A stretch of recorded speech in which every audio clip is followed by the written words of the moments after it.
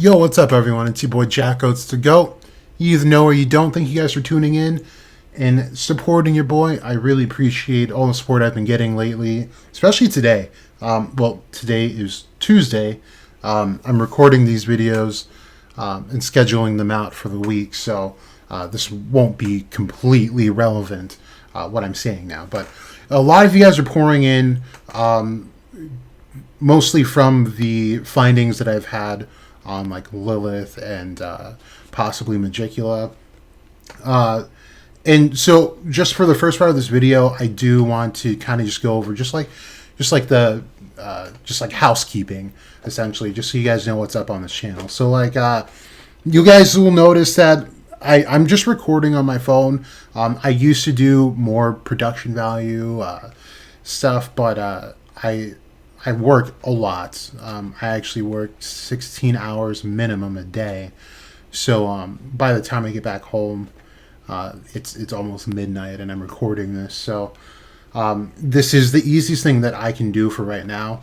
I am looking to change it. I'm adding some stuff to the channel that will provide a little more visual entertainment, as well as just entertainment in general. I think you guys are really going to like what's going to come up. But yeah, just kind of stick around for that. Be patient. Another thing with this channel is a lot of my videos are long. So if this is not your cup of tea, definitely do not subscribe. I've tried making very short videos. It's just not my thing because a lot of this material requires some in-depth explanation and some understanding of some other things before, the main topic can really get delved into. So I'm sorry, I really did try, but for the most part, the people that have stuck around don't mind this format. So I'm sticking with it for now, but like I said, I don't mean to keep this as a permanent thing. So I put up a poll on Twitter, also something you got to know about me. I do make a lot of theory videos, but a lot of the stuff that I do is supplemented on Twitter, so like via threads. So like a lot of you guys probably have me on Twitter, and you guys will see like, oh, this is a whole theory. I did a whole theory thread on Charmy a few days ago, almost a week I think, that a lot of people liked. Could have been a theory video, but sometimes I don't feel like doing a video, and I just decide to put it on Twitter. So sometimes I'll reference things that I put on Twitter. So it might just be, you don't have to follow me, but at least know my @ so you guys can look at like what I'm talking about. Because a lot of what I do here is also just continuous.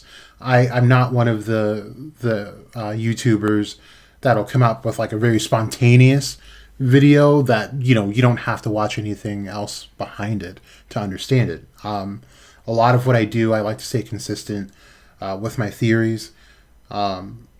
And if anything, just add on to it or revise it down the road, or completely trash it if need be.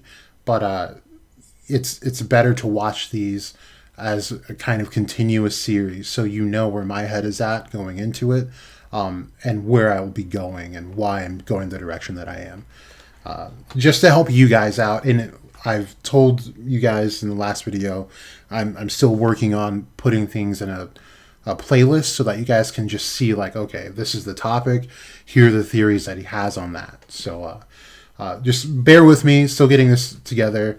A lot of you already know this whole goal to reach 3.5k followers by the end of November is relatively new. For the most part of my YouTube career, I have not been concerned about numbers, but with life being so busy, I would at least like to feel like I'm talking to a good amount of people, and I don't think I'm wasting my time, but it's just, I think it's just kind of a fair give and take at this point. So with that said, if you guys could really help me out, if you end up liking this video and you're just clicking on this, definitely give it a like. Check out some other videos before you give it a subscribe. Make sure it is your cup of tea, because I don't want you guys sticking around and then going like, oh God, this guy's an idiot, he's insane. And then, just regretting that you ever found me. So just give it a couple watches, some listens, and and before you hit that subscribe button. Keep things honest here. But anyway, as a brief refresher, so like I said, a lot of you guys are piling in. The next 10 to 12 videos are going to be on what is called the Draconian path. Now, I just did a video that describes what the Draconian path is, but in my own words and in very layman's terms, you have the tree of life and you have the tree of death. Now, there are philosophies that essentially teach you how to become, rather, the more accepted philosophies teach you how to go back to what is called the singular God, which is called the Ein Sof. Now, if you just do a quick Google search while you're listening to this, look up the tree of life. You're going to see, I believe it's 10 spheres. You have Malkut, Yesod, Nestak, Hod, Tiferet, Binah, Chokmah, and Keter. I'm missing some. What am I missing? Anyway, you should see 10. And I'm missing one from what I said, and I'm not remembering it anyway. So that's gonna bug Chesed and Geburah. I was missing 2. So yeah, there should be 10 spheres, and these are all correspondent to what are called modes of living. So we all live in what's called a Malkut mode, and that is the physical realm. This is the realm of creation. Now. Not to get too deep, because there are a lot of videos that explain how all of this works, but this one singular tree is divided into also 4 parts of creation. You have the archetypal, the world of creation, the world of, I'm just remembering the elements right now, which are fire and water are in the top, and then you have wind and earth at the bottom. But anyway, you have 4 types of existence. You have astral existence as well. And so we're at the very bottom on a physical realm. Now, in that same Google search, if you don't see it already, look up just the word Qliphoth. Like Qliphoth. What you'll find, if you scroll down a bit, you'll see that there's a purple tree and a red tree. One tree is faced the way it should be, and then there's one tree that is reflected going downward, and that one should be orange, I believe. This is the most basic and accurate description that you can find without it getting too convoluted. And this is what I'd love for you guys to refer to. However, there should be some revisions made there, but we'll get into that as we get farther into the series. Now, we just talked about how the popular philosophy is still pretty unpopular. They do call them cults. Will teach you that you want to ascend up the tree to go back to the singular God. This means you're losing your sense of self and going back to it was still you, because the idea behind it is that we are all God. We're just pieces and aspects of this God, good or bad. But the point is to go back and you just become that singular being. That's one way. Now, the other way is called the Draconian path. This is also called the left-hand path, or even Satanism or Luciferianism. I also have a video called The Temple of the Black Light, referring to Austin Liebe, that fully describes what this is about. But again, in short, instead of going up, you go down. And they call this Draconian path because it's a harsh path. This is definitely the road less traveled, because you will face what are called demons, or a preferred term that I like are archons, because even though these trees are separated, they exist on the same plane. There's a video that I did on that describes this perfectly, where the tree of, even though the tree of knowledge is depicted as a reflection, or the shadow is definitely a more accurate term to use. And the reason behind this is that with each sephira, this is on the tree of life, each husk is called a sephira. You have what are angels that guard, or they're not really guardians. We're going to get to the guardians. These are the ones that rule over this planetary sphere, and they have some aspect of spiritualism that they can endow upon the prospective mage traveling the tree. Now, as you go up the tree and you get to these new modes of living, you have to face what are called archons. These are also demons. And these are more so the tests to make sure that you are worthy of meeting not only that singular angel, but to keep ascending the tree. And if you're not, they kick you back down. And essentially what happens is you get reworked into the reincarnation cycle. And you're forced to try it over again until you succeed. But they don't describe them fully as demons. They call them archons, more like defenders. They want to make sure that only the worthy make it through. And they do say that some unworthy do end up sliding through somehow. They don't really go into that, but I think it's just worth a mention. But this is what this whole series is going to be about. Now, the point of the Draconian path is you have two options. It offers you two options. The first option is to go back to the singular God, just like in the Tree of Life. Wouldn't really make much sense to do that if you're taking on the Draconian path, because the second one is really the big payout. The second one is you have the option to become a god yourself and create your own universe, which Moloch will give you. Or, excuse me, I believe it's Satan gives you the new universe. We do talk about the Thamael, and two demons or archons rule over that, and one is Satan and the other is Moloch. They face opposite directions. Satan is the destroyer. He wants everything to go back to the singular God, to the chaos, which is part of the singular God.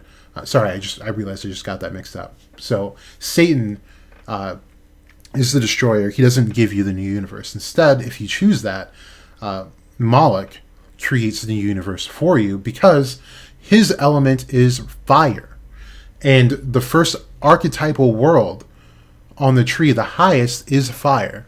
So essentially, you are starting out with Moloch in this new universe that he creates for you.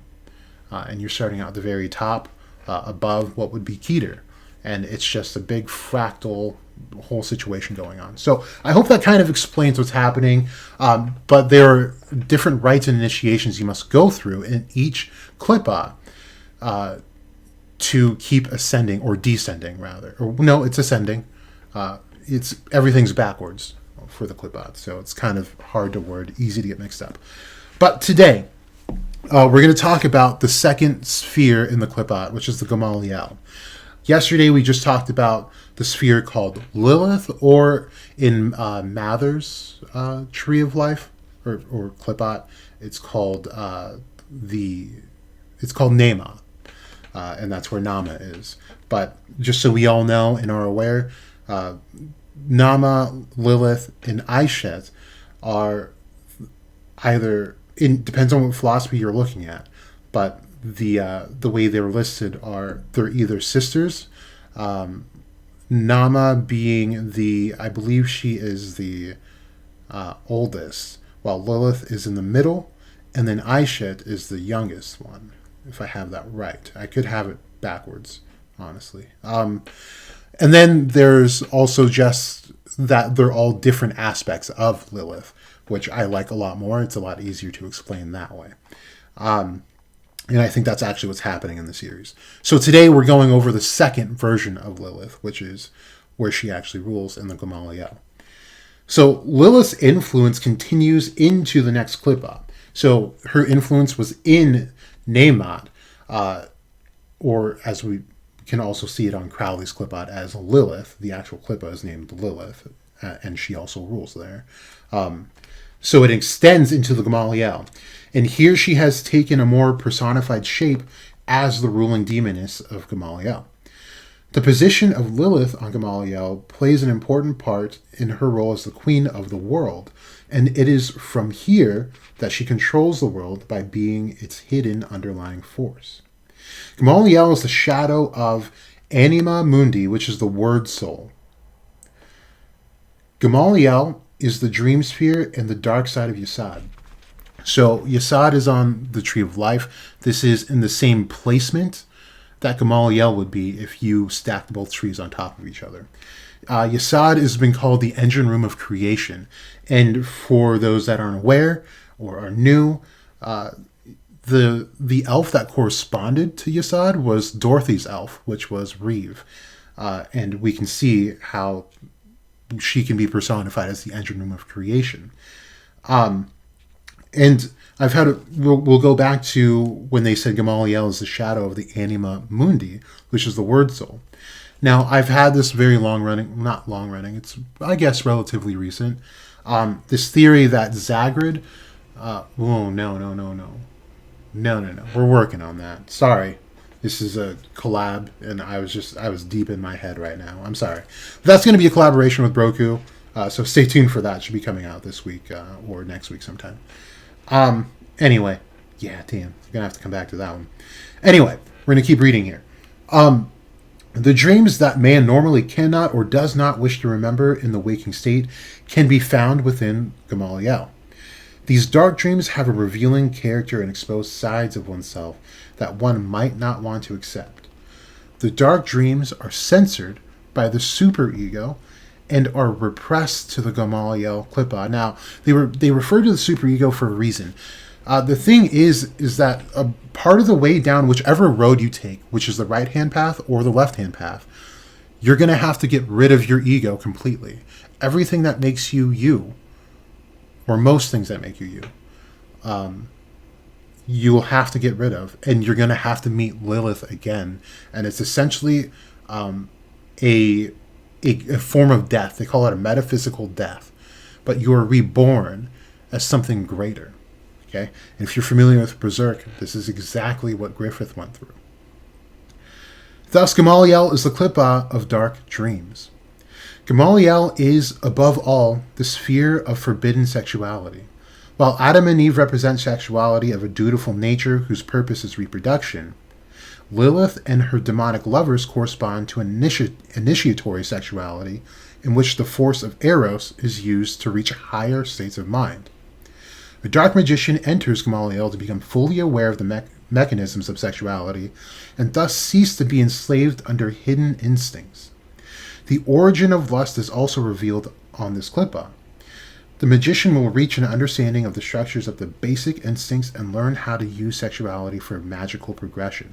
Now, I know this is like some rated X sort of stuff, right? But think about what we have in Black Clover. So one of my biggest theories right now is that Magicula is one of the aspects of Lilith, who is actually Aishet Zenonim, who is the consort of Samael the Black, who birthed the beasts Kiowa and Belphegor, also some other beasts as well, but namely them.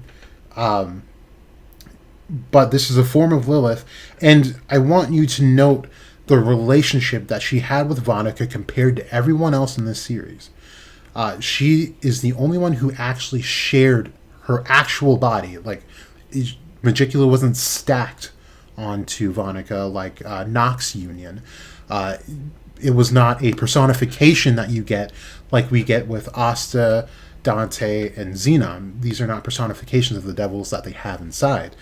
That was actually Magicula on her other half. So one of the things, and this was something I caught on a year ago, this is why I had her as Lilith as at first, and not specifically Aishet.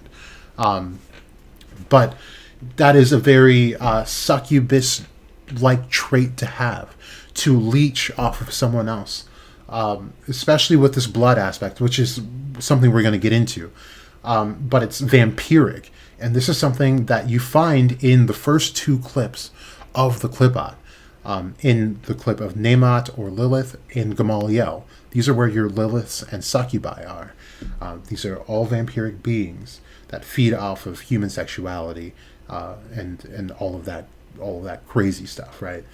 Magicula displays all of this, and in some other things that we'll get into later on down the road about how she is related to the Lilith Anama that we saw in Black Clover already.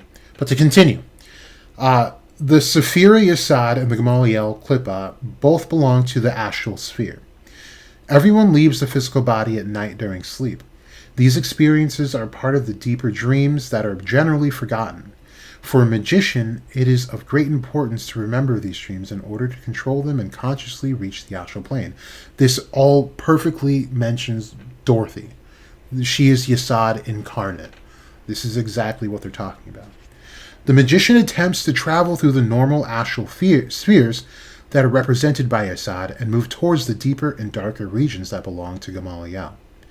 During astral journeys to the erotically magnetized worlds of Gamaliel, the magician will encounter the succubus and incubus, female and male demonic lovers. So, let me back up a little bit. So I was mentioning Magicula as how I had her as Lilith. I do have her as a version of Lilith. And in one of my more recent videos, I give you a picture on the video that I put that visually describes where Magicula belongs within the clip-art. So definitely give it a watch. You might get a better understanding of what I'm talking about. But even though we're talking about the lowest two clip-arts, Magicula is still higher up in the tree. So yeah, stick around. But then we also have the version of Lilith that mated with what's his name? Adremelech, who is in the, I believe, third clipa, who should be coming out next if the layout is correct in Black Clover. So they mated, and now the thing is that let's look at Lilith right now, Lilith and Nama. And we have this vampiric aspect that, of course, they would have because they're succubi. And remember, every single devil that came out of that gate within the first two clipas made a statement saying, "Wow, the mana tastes really good here." So that further strengthens the fact that they are succubi and incubi, that they are leeching off of the surrounding mana. So when Nama is about to die, Lilith goes up to Nama and fuses with her, just like Magicula is fusing with Monica. This is, again, a vampiric trait that can only be accomplished by something like a succubi or an incubi. So that's why that happened, and I don't believe that every single devil can do this. However, if they are involved with a succubus, something like this can happen because it is very blatantly stated in things like the Torah, the Kabbalah, almost any religion, that devils were stripped of many rights, and one of those main rights were reproduction. So they have to go through an elaborate, really messed up means to be able to create a being, period. So one of the theories that I had just recently was that the first part isn't recent, that the devil Dante has is Belphegor and not Lucifero. But the more recent addition to that theory is that the devil that Morris has is not exactly the same devil, and I put that in quotes. While what we saw as Lucifero when Dante interacted with him during the fight with Asta, that, in my headcanon, in my crackhead Jack theory, is two fused demons, or devils. Because what we see with Lilith and Nama is that they have two wings, they have two horns. When they fused, they had four wings and they had four horns. What do we have with, in quotes, Lucifero? 4 wings, 4 horns. Now, in Crowley's Clipot, as I described in that video, he describes there being 2 beasts corresponding to 666, otherwise known as the Antichrist.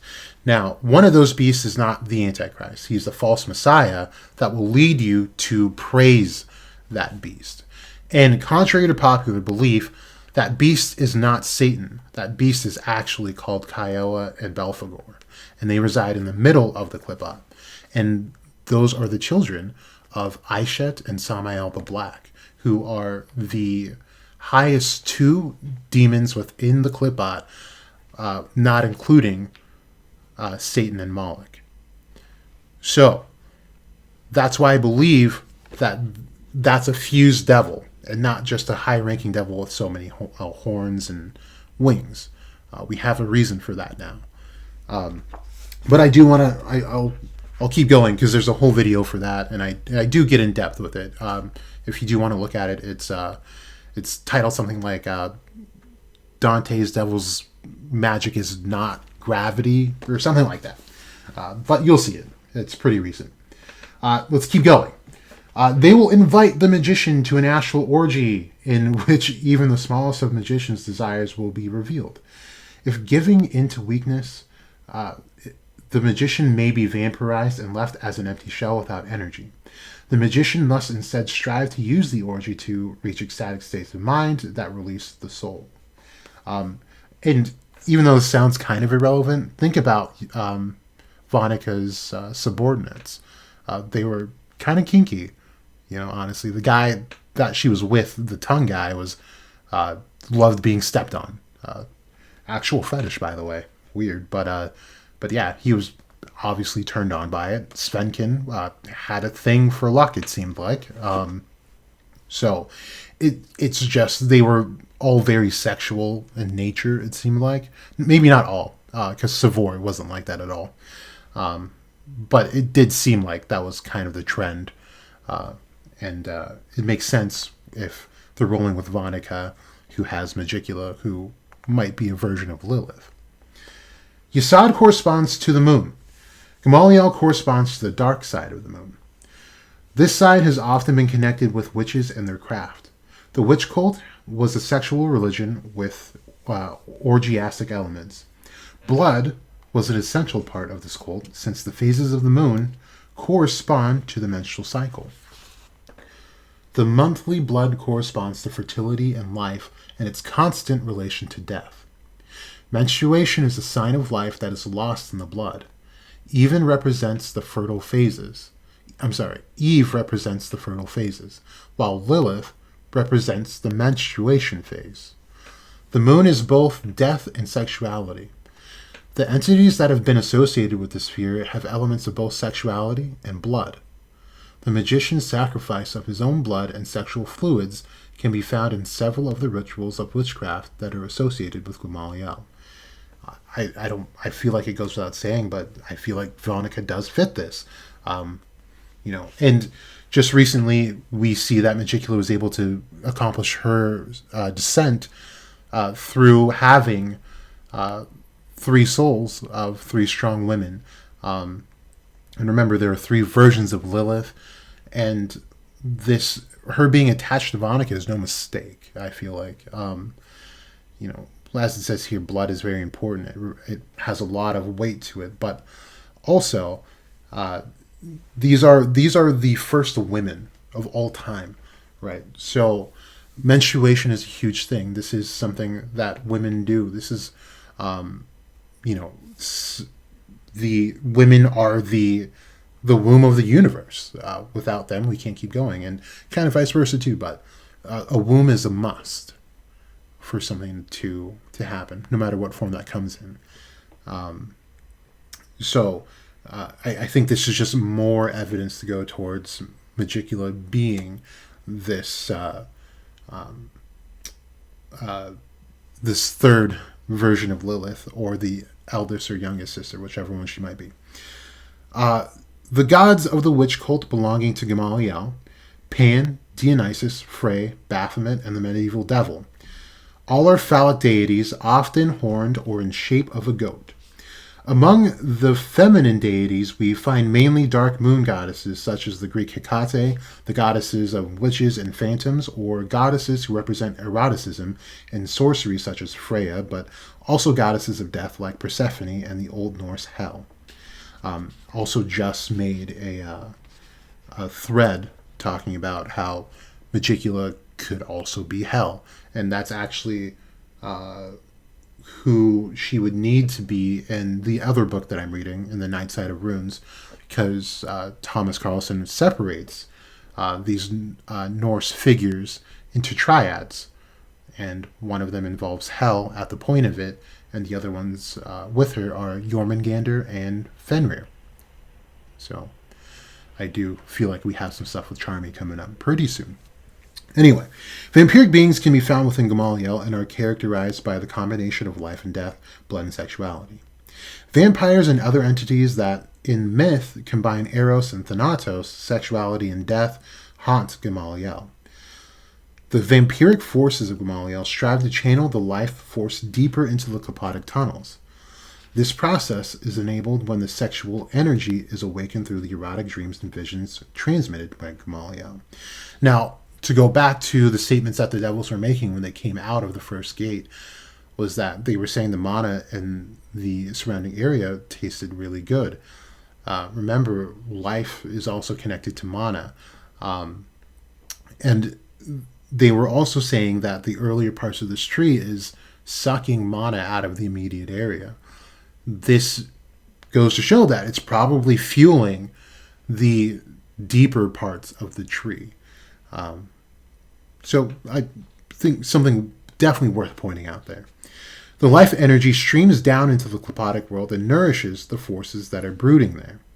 In this process, the magician works like an alchemist and must tread deep down into the dark to find the Philosopher's Stone or the Elixir of Life. So, we talked about the Philosopher's Stone, and actually the Elixir of Life. I didn't call it the Elixir of Life, but this is the Holy Grail. And I do have a video on that, literally said, called Yino and the Holy Grail, something like that. Where this actually has to do with Lucifer and the stone that fell from his crown upon his fall, which I believe Yino has. But yeah, that means they have to travel very far into the Satariel and beyond.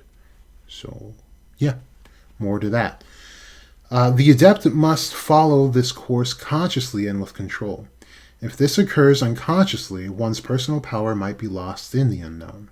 The magician could then be left in a zombie-like state and would have to become a vampire to attract energy from others. So I'm going to stop it there. The rest of this is literally like how to get into the Gamaliel and all that stuff. We don't need all that, but let me know what you guys think about this. Whether you think I'm making loose correlations or if you agree with it, disagree, whatever. I think it's really fun. I do think there's a lot of weight to be held going from this into the series itself and what we saw. Unfortunately, what we got from Lilith and Nama was very surface level as just characters go. But I don't think their story is done, especially with Magicula possibly being this other aspect of Lilith. I think there's something else there, and I think we're going to get back into it. I do think it's in Tabata's best interest to kind of circle back to these two ladies, because in lore they are very important, and they kind of just were mindless and honestly pretty stupid as beings, nowhere near the depth that Magicula has, or even Lucifuges had more, just had more of a purpose than the two of them did. So I do believe Tabata didn't necessarily fumble yet, unless he doesn't circle back around. But I think it's just more of just a waiting game to get the background on what's really going on. Like I said, I don't think they might be dead, but their story is not done. We're going to get more on them for sure, I feel like. But I'm going to keep going with this. This was the second Clipa within the Clipot. So the next one is going to be talking about the Clipa of Samael, which should be pretty interesting. This is... there might be two parts to this video. It'll be in the same video, but this is describing a section that doesn't necessarily belong where it does. We'll go over it. I promise I'll make it make sense. But I want to leave it at that. I don't want to make it too long. It's long enough. But thank you guys so much for the support. I appreciate you guys, new subscribers. Definitely appreciate you guys. For those that have been sticking around through just like all the craziness, thank you guys so much. You guys are goats. I appreciate you all. You guys definitely help me feel like the theories are worth something, and it's been a very clean, calm, peaceful community, and I'd love to keep it that way. So definitely share this out if you have anyone of like mind, or you want to put someone on the Black Clover. If they think it's stupid, show them one of my videos. Like, even if the theories themselves aren't true, like if Dante doesn't have Belphegor, all right, world's not going to end. The thing is that there is some actual legitimate stuff behind what was written here. So, I mean, just information, like this is stuff that comes from real life societies. Like this is, if anything, should be just interesting to learn about the world around you, and how some of these societies thought. But yeah, anyway, thank you guys. Let me know what you guys think about this comment section below, or on Twitter. You guys know where to find me. You guys stay safe, stay out the way. This has been Jack OATz to go. You either know or you don't.